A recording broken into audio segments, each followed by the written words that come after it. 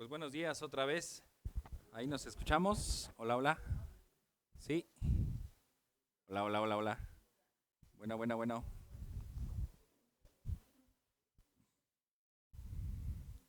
Hola, hola, hola. Bueno, bueno. Sí. Ahí nos escuchamos. Muy bien, pues vamos a tener nuestra Biblia ahí en Hebreos capítulo 2, versículos 17 y 18.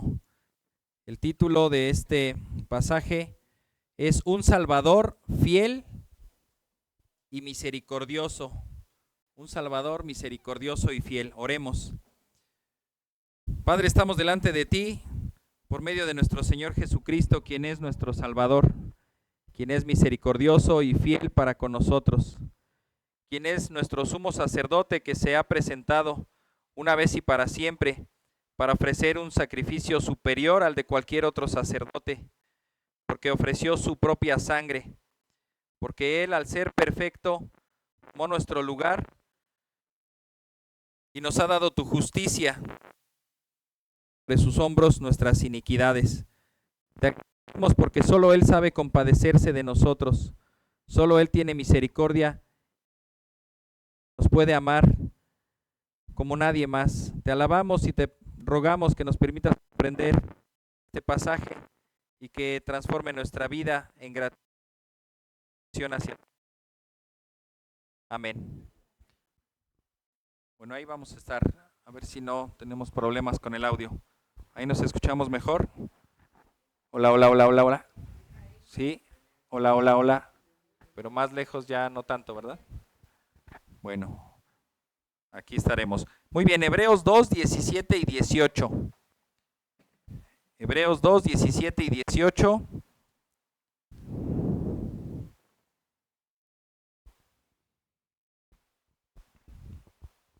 Dice así: Por lo tanto, tenía que ser hecho semejante a sus hermanos en todo, a fin de que llegara a ser un sumo sacerdote misericordioso y fiel en las cosas que a Dios atañen, para hacer propiciación por los pecados del pueblo. Pues por cuanto él mismo fue tentado en el sufrimiento, es poderoso para socorrer a los que son tentados. Hemos estado viendo al Señor Jesucristo como un Salvador mayor, un Salvador superior. Él es mayor que los ángeles, Él es mayor que los hombres. Dios ha hablado por medio de profetas, por medio de hombres, por medio de ángeles, pero ahora nos ha hablado por medio de su Hijo. Y esa es una revelación superior, una revelación completa. Es una mejor revelación, una mayor en autoridad. Hemos visto también la semana pasada, vimos que Él era un Salvador. Las 2 semanas anteriores vimos que fue un Salvador que se hizo hombre y que es un Salvador para los hombres. Tenía que ser en esa semejanza a los hombres.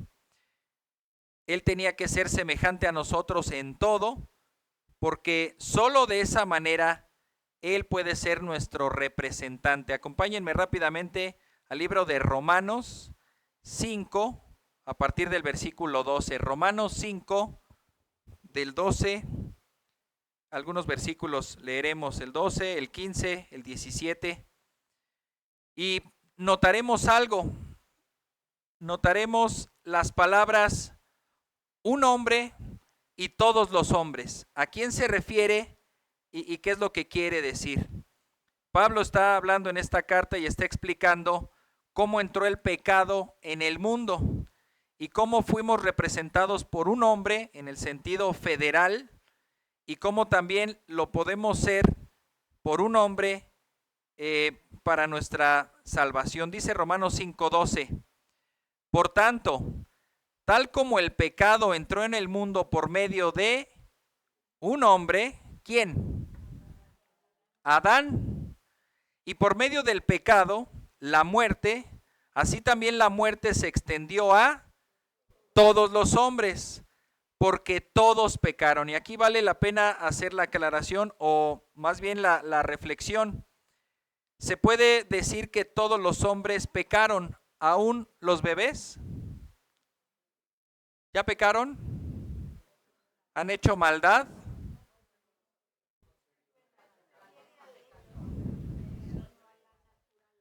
Bien dicho, no se refiere al hecho en sí, sino a la naturaleza. ¿Cómo identificar a un ladrón?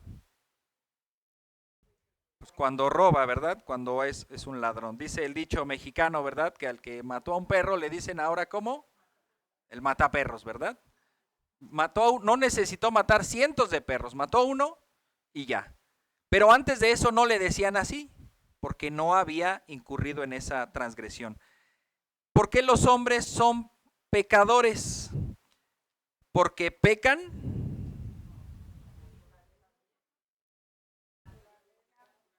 Tenemos que reformular esa frase. Los hombres pecan porque son pecadores. Esto es, basta con esperar a que ese bebé crezca, empiece a desarrollarse para que manifieste su naturaleza, que es un pecador. Nosotros pues somos pecadores. Pecamos porque somos pecadores. No es que el hecho de cometer pecados nos hace pecadores, sino nuestra naturaleza ya nos ha identificado así.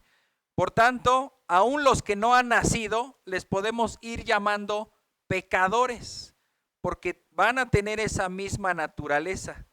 Todos pecaron. Romanos 5:15.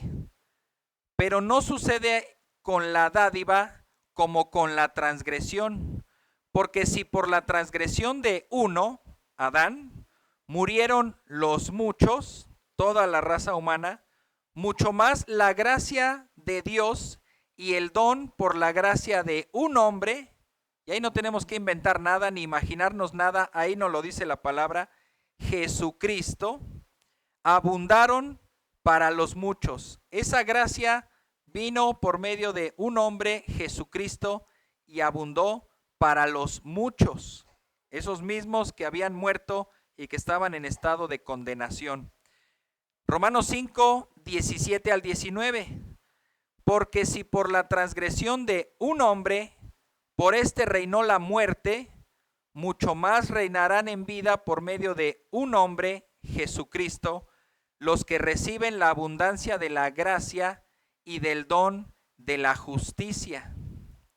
Así pues, tal como por una transgresión resultó la condenación de todos los hombres, así también por un acto de justicia resultó la justificación de vida para todos los hombres.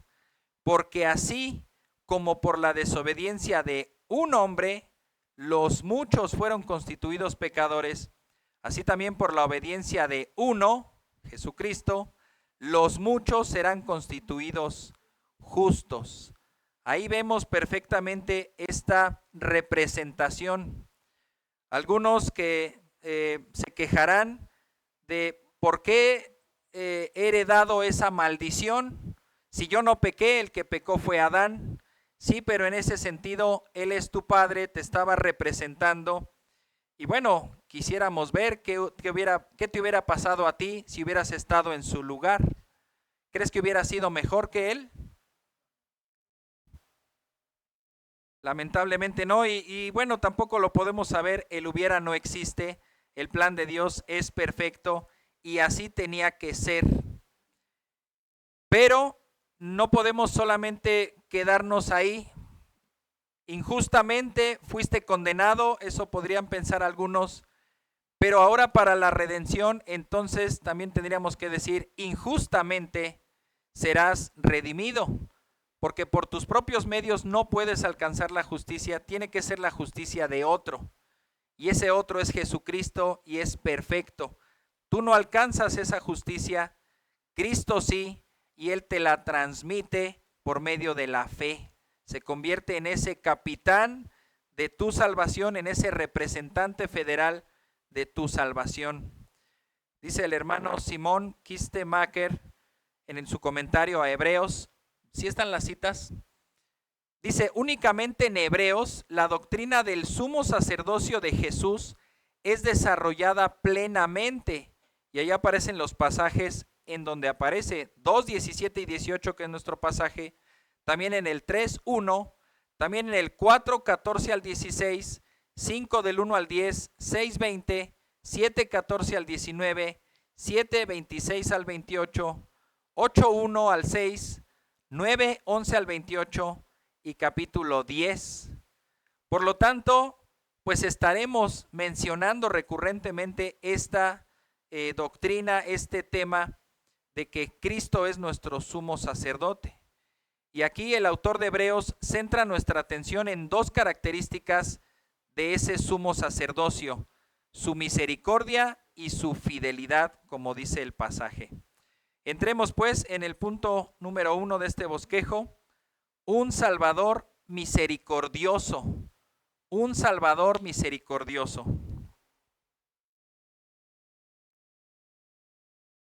Le comentaba a mi esposa que cuando uno se dedica a meditar en la palabra de Dios, nada es en vano. Nada es en vano.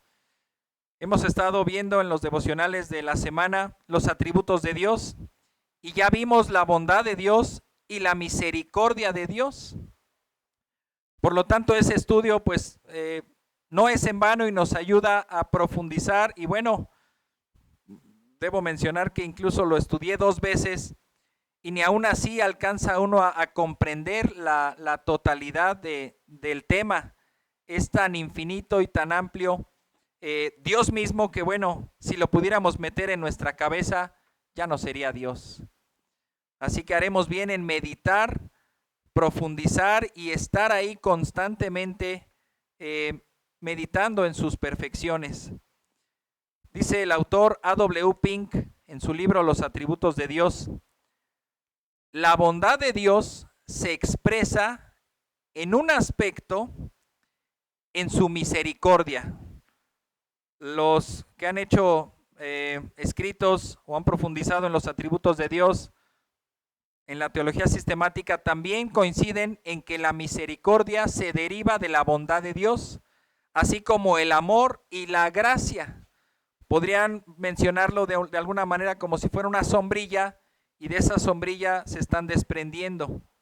Pero también podemos equivocarnos cuando queremos definir o catalogar ciertos atributos de Dios, porque al ser Dios tan perfecto, no es que Él cuente con algunos atributos como si los trae en la bolsa y comienza a repartir misericordia hasta que en algún momento se queda sin misericordia, sino que tenemos que entender que Dios es misericordioso. Él nunca será más misericordioso ni será menos misericordioso. Su misericordia está ahí, aunque también ya en la acción, en el tiempo, dependiendo las circunstancias y las personas, Él concede o no concede su misericordia. Pero eso no hace que su misericordia sea menos o sea más. Simplemente la está aplicando. Y dice este autor: la bondad de Dios se expresa en un aspecto, en su misericordia, que denota la inclinación de Dios a aliviar la miseria de las criaturas caídas.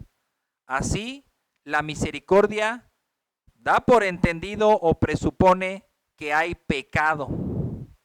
Misericordia, en palabras simples y llanas, podemos definirlo como no darle a las personas lo que se merecen, no dar el castigo que se merecen. Diferente al concepto de la gracia, que es dar lo que nadie merece. En el caso de la misericordia hay una sentencia, está muy relacionada con la justicia, porque hay una sentencia, hay una declaración de culpabilidad, y la misericordia, ya sea que pasa por alto el castigo o lo remedia de otra manera, porque aún ahí podríamos pensar que la misericordia entonces es opuesta a la justicia.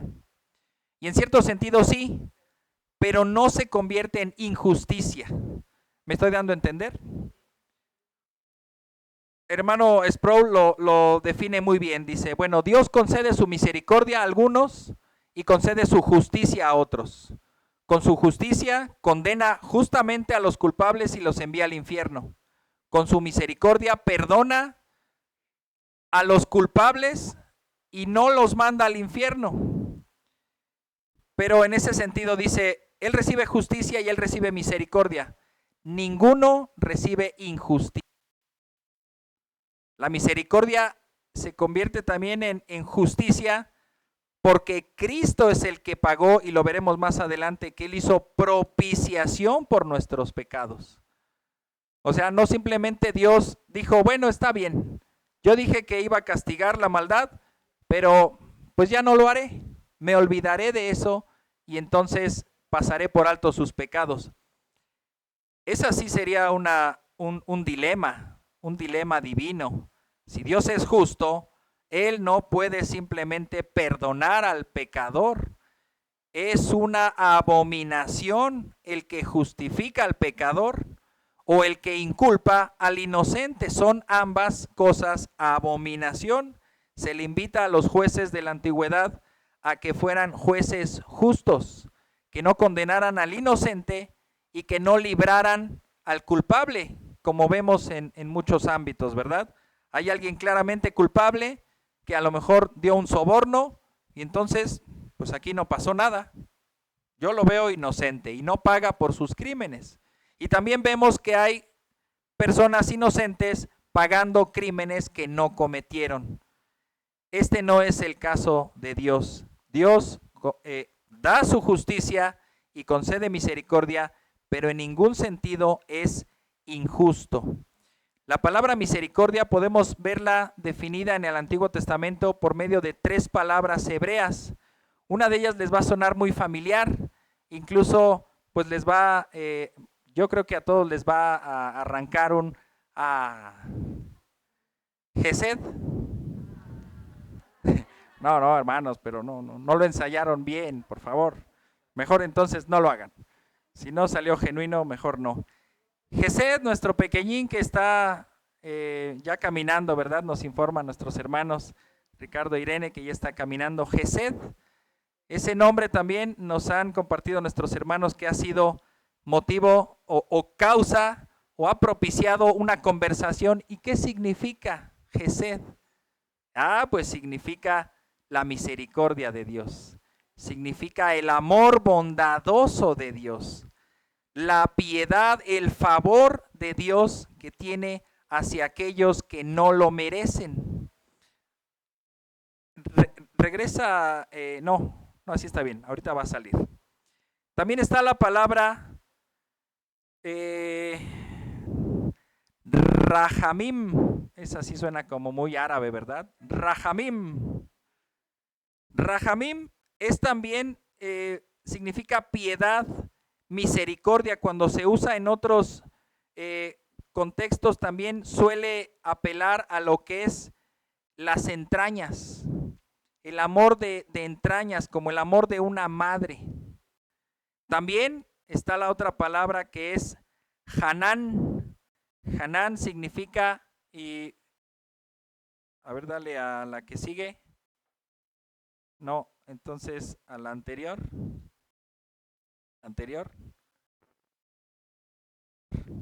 Ahí está la definición de Hanán. Significa inclinarse en bondad hacia un inferior. Notemos eso. Imaginemos un rey bajando de su carroza real e inclinándose a darle de beber tal vez a un sirviente que se cayó y está lastimado. Él se inclina hacia un inferior con bondad, hacerle una bondad. También significa favorecer, conceder, mostrarse amigable, compadecerse, apiadarse, dar, hacer merced. También se ha traducido como amor, amor fiel o amor leal. Y esto tiene que ver, como mencioné hace un momento, con sus entrañas. Según el diccionario expositivo de palabras del Antiguo y Nuevo Testamento, Vain, aparece ahí como entrañas o misericordia o compasión. Y esta palabra está citada en primer libro de Reyes, capítulo 3, versículo 26. Primer libro de Reyes 3:26 dice así: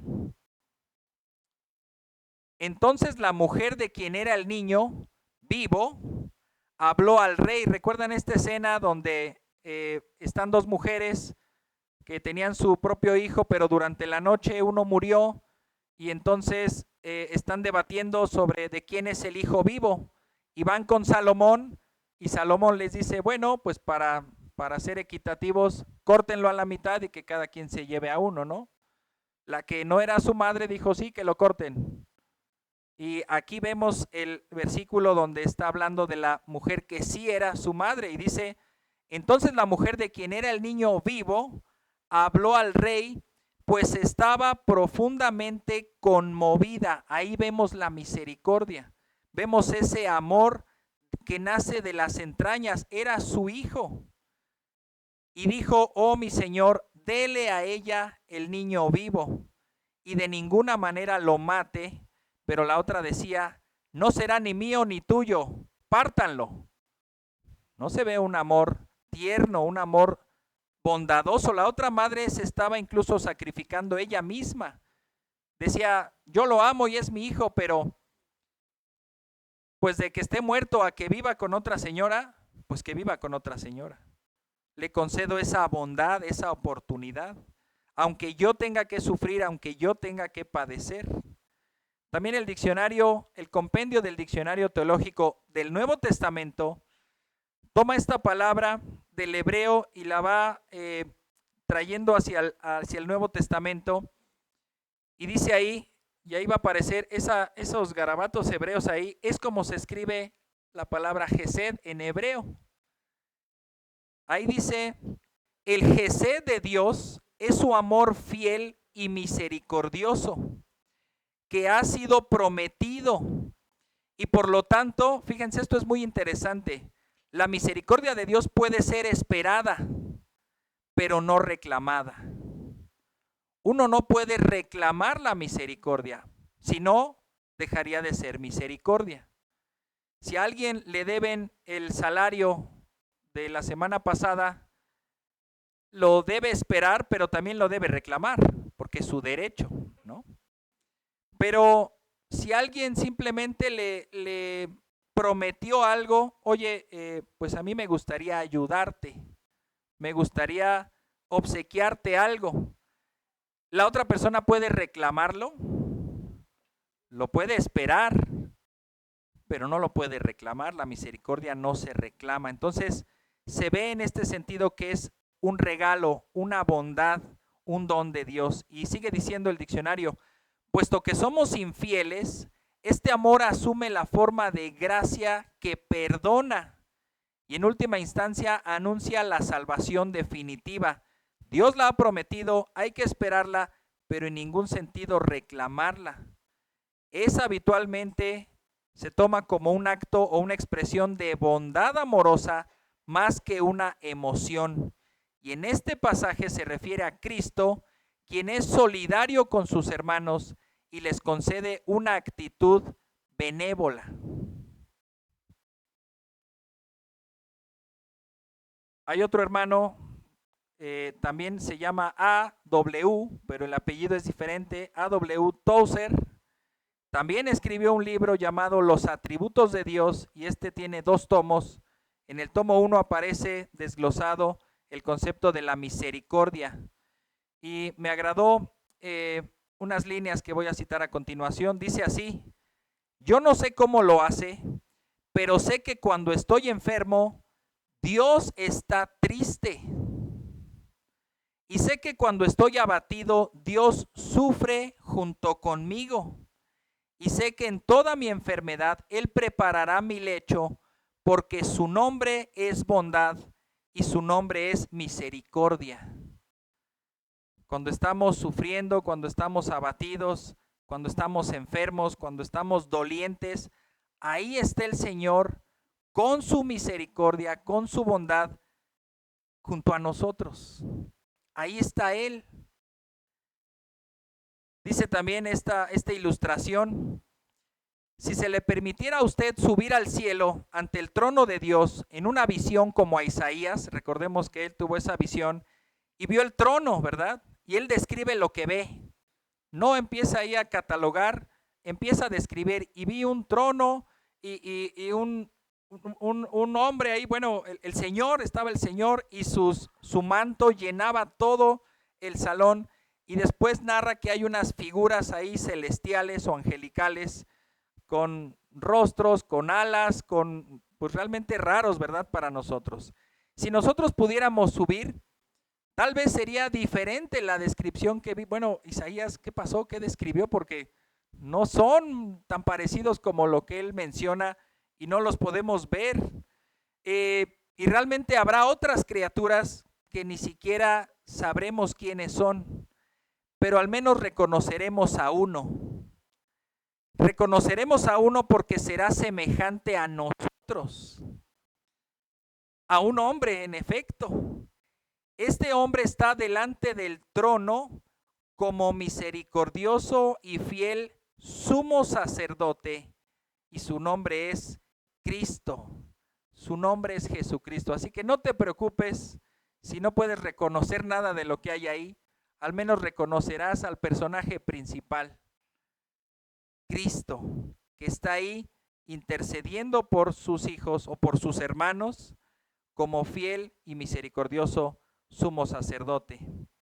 En este sentido podemos ver que la misericordia de Dios es un atributo de su ser y su naturaleza, y Él extiende misericordia porque es bondadoso, porque Él ama y porque tiene el poder y el deseo de hacerlo. Veíamos la semana pasada que Él no ayudó a los ángeles. Y si bien los ángeles son espectadores de lo que Dios está haciendo, ellos en primera persona no han conocido la misericordia de Dios, porque no han pecado. Los ángeles no han recibido la misericordia de Dios, ni los que han pecado, ni los que han pecado, porque tampoco serán perdonados, sino que esos ángeles caídos serán condenados. Por lo tanto, a los ángeles no se les ha concedido conocer en carne propia, si lo podemos decir así, la misericordia de Dios. No así nosotros. Él extiende su misericordia porque es bondadoso, porque Él ama y porque también tiene el poder para hacerlo y el deseo de hacerlo. Todos esos atributos están combinados y me gustaría que me acompañen al libro de Isaías y notemos todos los atributos que son mencionados ahí. Isaías 63, del 7 al 9.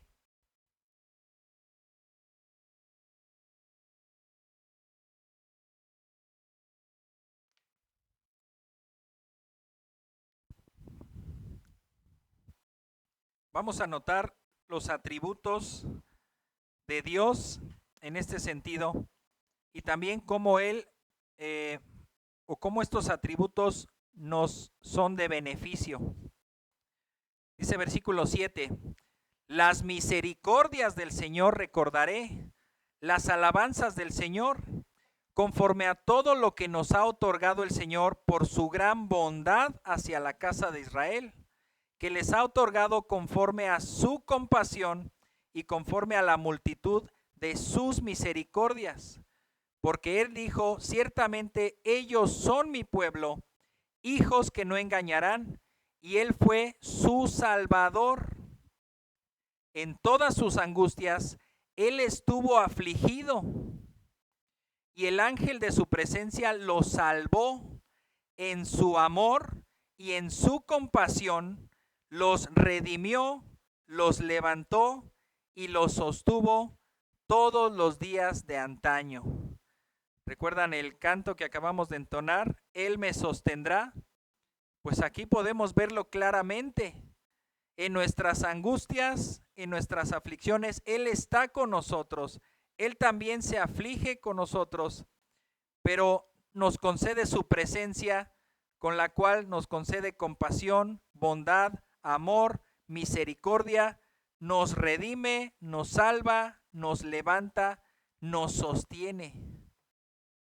Impresionante el amor de Dios y bueno, su presencia en nuestras vidas. También me gusta cómo se explica en el Salmo 103 que vimos hace 2 semanas. Salmo 103, versículos 8 al 17. Salmo 103, versículos 8 al 17. Nota también los atributos de Dios en este pasaje. Dice el versículo 8, compasivo y clemente es el Señor, lento para la ira y grande en misericordia. No luchará con nosotros para siempre, ni para siempre guardará su enojo. No nos ha tratado según nuestros pecados, esta es la mejor definición de la misericordia, ni nos ha pagado conforme a nuestras iniquidades. Porque como están de altos los cielos sobre la tierra, así es de grande su misericordia para los que le temen. Como está de lejos el oriente del occidente, así alejó de nosotros nuestras transgresiones. Como un padre se compadece de sus hijos, así se compadece el Señor de los que le temen, porque Él sabe de qué estamos hechos, se acuerda de que solo somos polvo. El hombre como la hierba son sus días, como la flor del campo así florece. Cuando el viento pasa sobre ella, deja de ser, y su lugar ya no la reconoce. Pero la misericordia del Señor es desde la eternidad hasta la eternidad para los que le temen, y su justicia para los hijos de los hijos.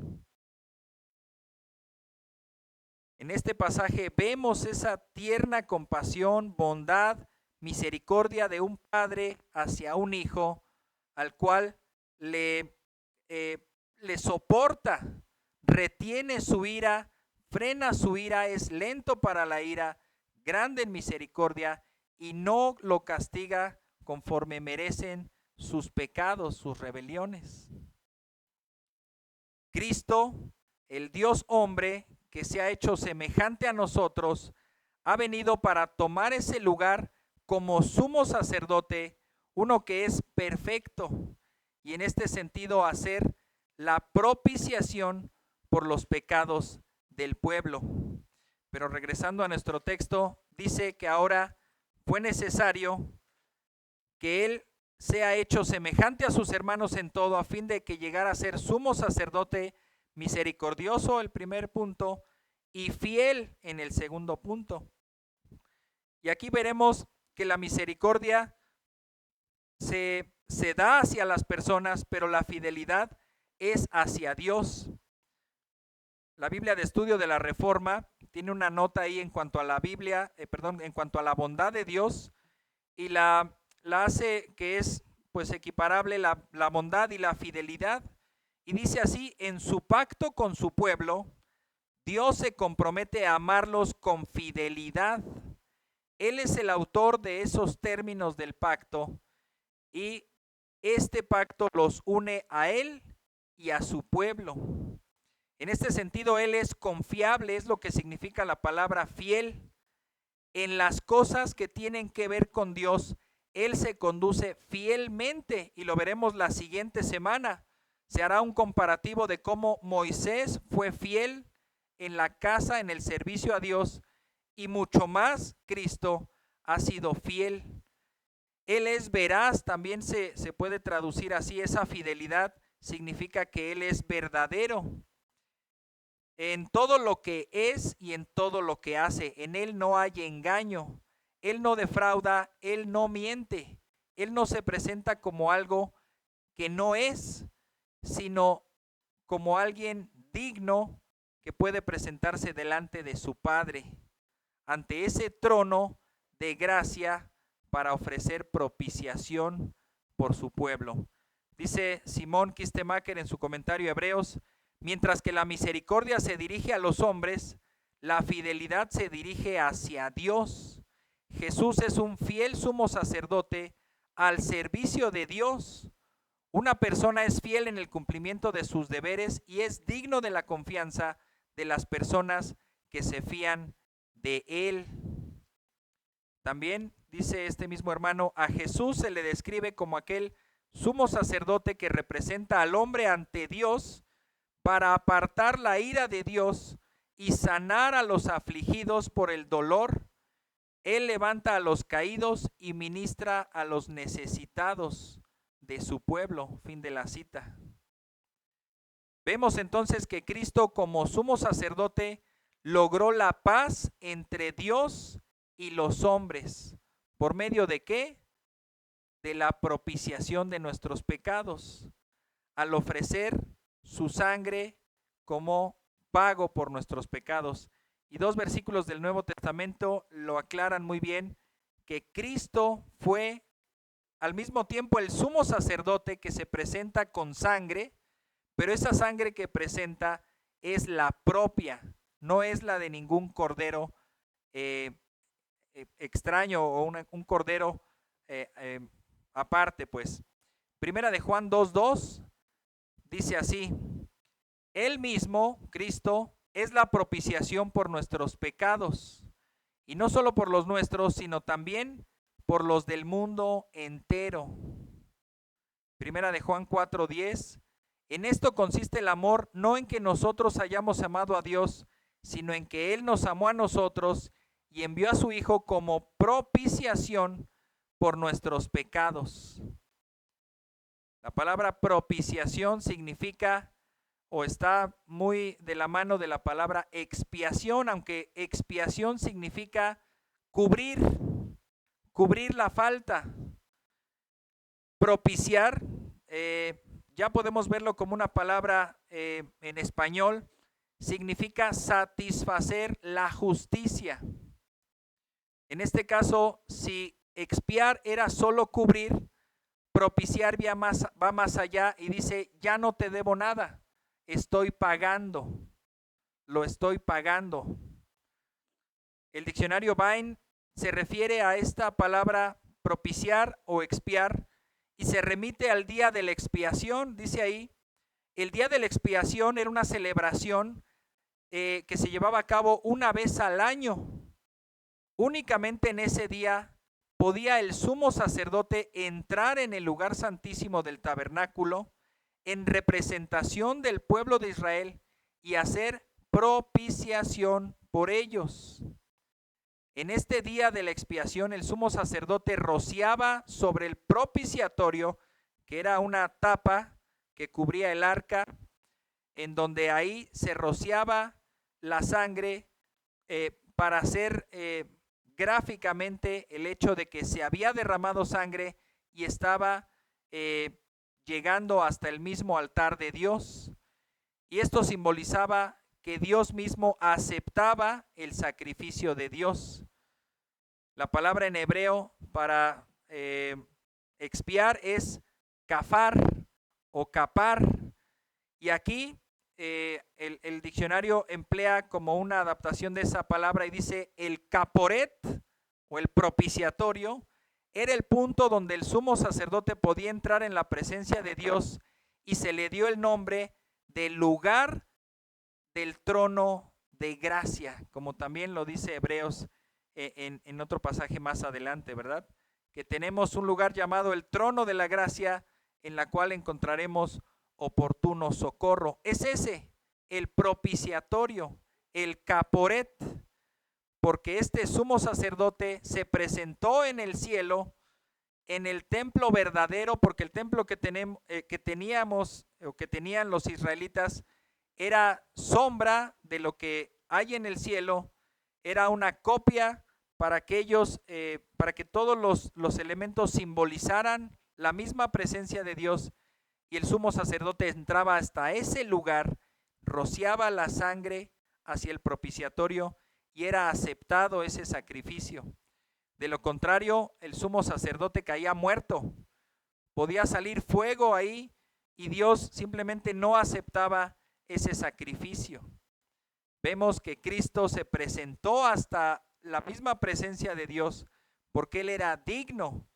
Él era un digno representante con justicia presentándose delante de Dios y también un fiel representante de los hombres porque era un hombre y estuvo ahí como representante de todos nosotros, cubriendo o expiando o pagando por los pecados de todos aquellos que le pertenecen, que creen en Él.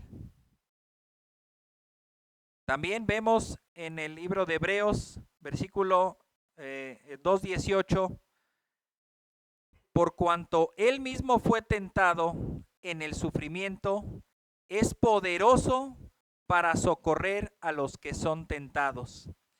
Vemos en el versículo 17 que él es semejante a sus hermanos, es el Dios hombre que se hizo hombre y que vino para salvar a los hombres y que ahora tomó el rol de sumo sacerdote misericordioso y fiel, y ahora lo vemos como un Salvador poderoso, el punto 3, un Salvador poderoso. ¿Por qué? Como lo dice el versículo 18, porque él mismo fue tentado en el sufrimiento, pero poderoso para socorrer a los que son tentados.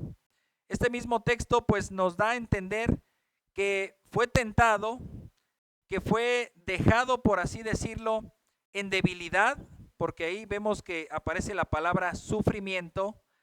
Vemos que él padeció muchas cosas y ahorita ahondaremos en lo que significa, pero a pesar de que él fue puesto en debilidad, en escasez, en sufrimiento, en aflicción, en todo en contra, él no se le ve derrotado, sino que se le ve venciendo. Por lo tanto, él es poderoso, y no solo para vencer sus propias aflicciones o sus propias tentaciones, sino también para socorrer a aquellos que son tentados. Y bueno, aquí podríamos pensar que esa palabra tentación se refiere al pecado. En cierto sentido sí, pero es en un sentido más amplio, en donde simplemente es puesto a prueba. Dice el comentario del hermano MacArthur: Cristo vino a ayudar a los redimidos cuando son tentados. Él quería sentir todo lo que sentimos para poder ser un sumo sacerdote misericordioso y comprensivo, además de fiel. No solo vino a salvarnos, sino a simpatizar con nosotros. La siguiente, por favor. No solo vino a salvarnos, sino a simpatizar con nosotros. Él no es indiferente a nuestros sufrimientos. Él sabe dónde nos duele, sabe dónde somos débiles y sabe dónde somos tentados. Es el Dios al que podemos ir no solo para salvación, sino para recibir compasión.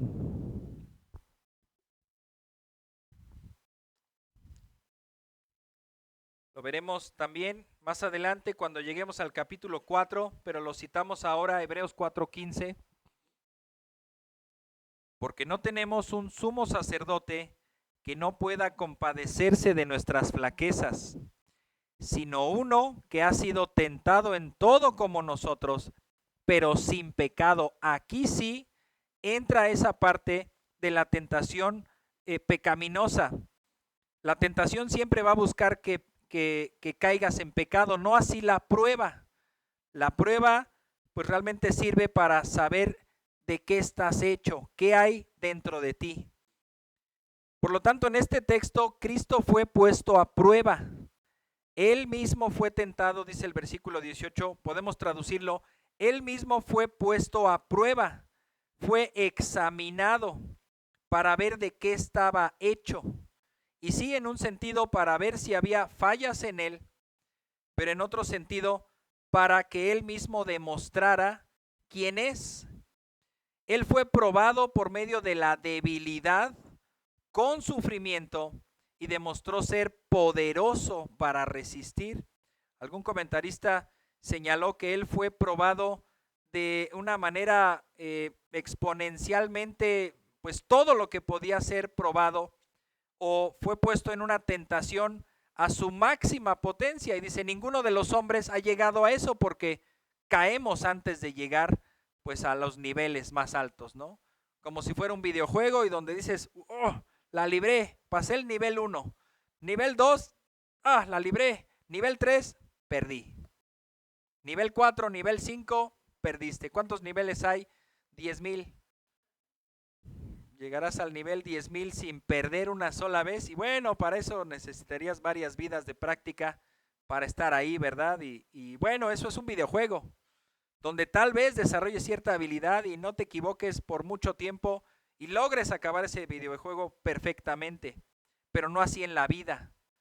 No así en la vida, no tenemos esa capacidad para resistir hasta el más alto nivel de tentación como sí lo tuvo Cristo. Un predicador pone el ejemplo de un levantador de pesas. Ustedes saben que en las competencias olímpicas para levantar el peso, bueno, se fija un mínimo y comienzan, ¿verdad? A ver, vamos a levantar 80 kilos. Y llega uno, se prepara y los levanta. Llega el otro y tal vez le cuesta un poco de trabajo, pero lo levanta. Ok, van los dos. 100 kilos, los levantan. En este caso es el ser humano y del otro lado el oponente es Cristo. 100 kilos, ya nos cuesta, ¿verdad? Mantener ahí y bueno, lo avientas. No sé, ni tengo idea de cuánto puede levantar un hombre, ¿verdad? No sé si 200 kilos o esté exagerando, pero puede ser 200 kilos. Y el hombre ahí se ve incluso sus venas botándose por acá, sus piernas que se revientan, su cinturón que está todo lo que da. Cómo le cuesta y casi se doblan sus manos, pero lo logra. 250 kilos.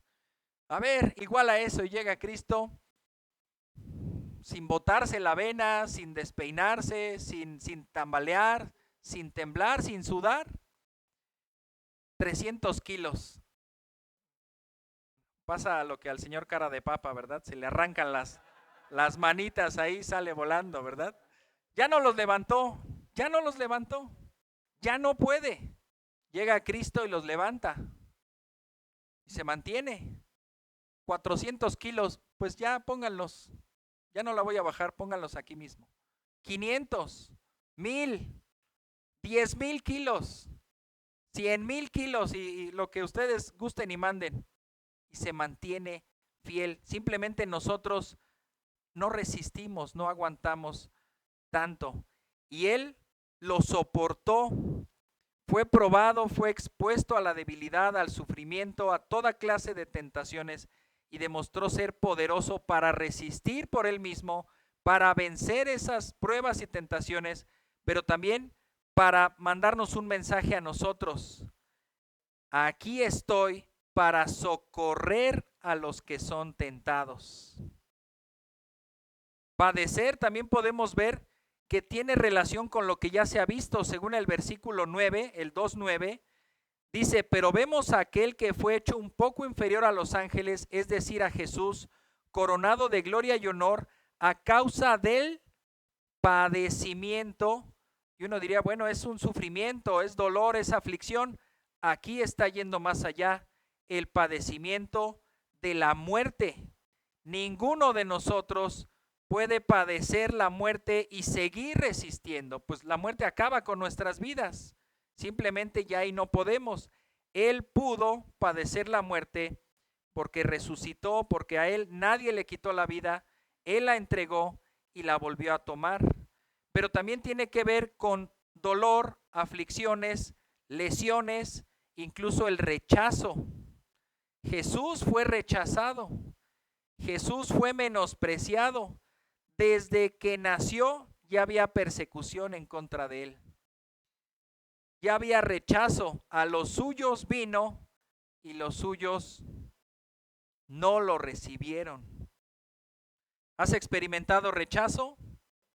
Cristo también. Cristo más. Así que Él puede comprenderte. Él también se aflige, se entristece, como decía Isaías, y está al lado de ti para socorrerte en esa aflicción.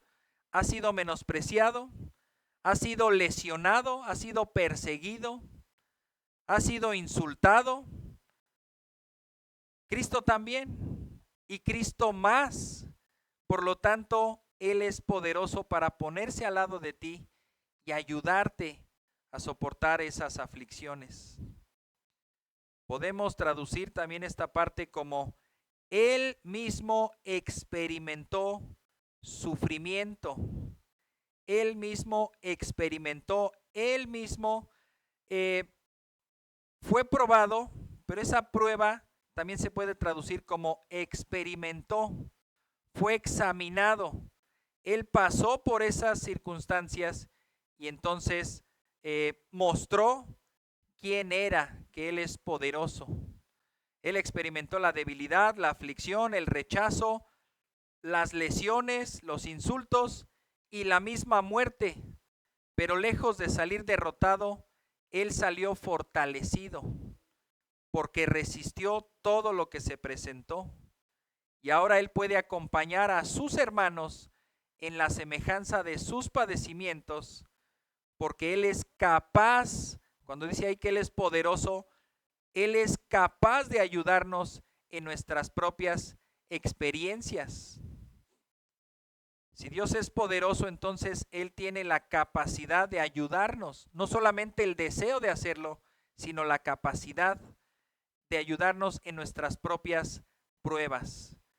Dice Simón Kistemacher, en su función de sumo sacerdote y mediante su obra de sacrificio, Jesús quitó la maldición de Dios que pesaba sobre el hombre. A causa del perdón de los pecados, el amor de Dios fluye libremente hacia los redimidos y Jesús está pronto para ayudar. Los que son tentados pueden sentir el apoyo activo de Jesús, pueden esperar una comprensión de Jesús nada menos que perfecta, ya que Él mismo sufrió cuando fue tentado. Así que ahí tenemos a este Salvador, que es fiel representante de los hombres, que es fiel sumo sacerdote, pero a su vez es misericordioso con nosotros. Él fue fiel delante de Dios en todo lo que había que hacer y logró hacer la propiciación por nuestros pecados. Y Él mismo es entonces un Salvador poderoso que está al lado de nosotros para socorrernos. También una expresión pudiera decirse que Él corre en nuestra ayuda. Él es una ayuda oportuna. Él está ahí cuando lo necesitamos. Él nos puede conceder la paz plena delante del Padre, porque ha propiciado con su sangre nuestros pecados. Y ahora nos ayuda como fiel, misericordioso, compasivo, clemente, lento para la ira, grande en misericordia con nosotros, que somos sus hermanos. Que Él no se avergüenza de llamarnos hermanos y nos presenta delante del trono de Dios. Y como decíamos la semana pasada, tampoco se avergüenza de estar ahí ofreciendo otra vez esa defensa delante de nosotros como ese abogado, como ese sumo sacerdote que presenta esa propiciación. Alabemos al Señor porque es misericordioso, porque es bondadoso, porque es fiel y porque es poderoso. ¿No te deleitas de contemplar estos atributos de Cristo y de Dios a lo largo de toda la Escritura? ¿Te refugiarás en Él en tus momentos de prueba, de adversidad, de dolor, de aflicción, de desánimo? En tus derrotas, ¿no acudirás a Él que es fiel, misericordioso y está pronto para ayudarte? Que así sea. Oremos. Padre, te bendecimos y te agradecemos por tu misericordia. La esperamos cada mañana, no con exigencia, y para nada te la reclamaremos nunca. Pero ha sido tu deseo concedernos misericordia, y cuando llega en cada momento en nuestras vidas, es refrescante para nuestra alma, para nuestro corazón. Nos hace saber quién eres tú y quiénes somos nosotros. Sin lugar a dudas, nos recuerdas de nuestros pecados, pero al mismo tiempo los borras y los eliminas para siempre.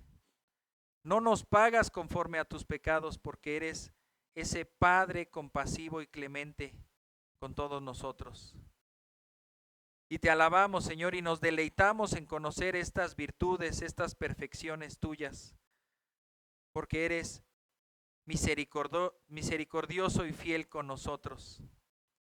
Nos ayudas porque eres poderoso para hacerlo.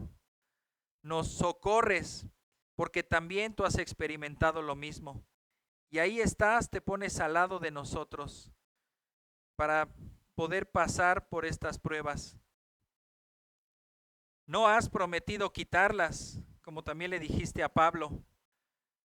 No te quitaré ese aguijón de la carne, porque en tu debilidad mi poder se manifiesta, se perfecciona, se muestra. Así que, Señor, en nuestras debilidades, en nuestras aflicciones, no somos nada ni nadie para exigirte que las quites. Y de hecho, si no las quieres quitar, no las quitarás, pero estarás con nosotros, es lo que has prometido, estar con nosotros, ser fiel y ser misericordioso y ayudarnos en todas esas aflicciones.